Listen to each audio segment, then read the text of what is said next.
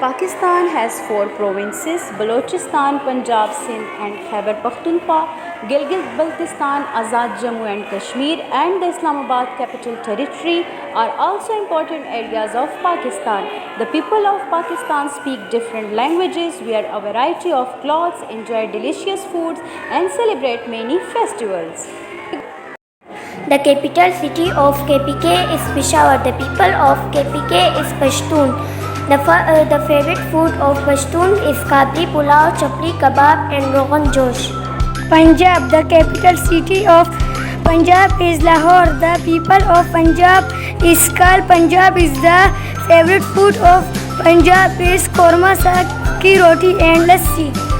Sindh. The capital city of Sindh is Karachi. The people of Sindh is called Sindhis. The favorite food of Sindhis is biryani, aloo kebab and nihari.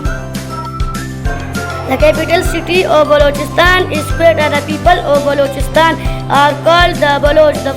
The favorite food of Baloch is sajji, kadi kebab and landi. Gilgit-Baltistan.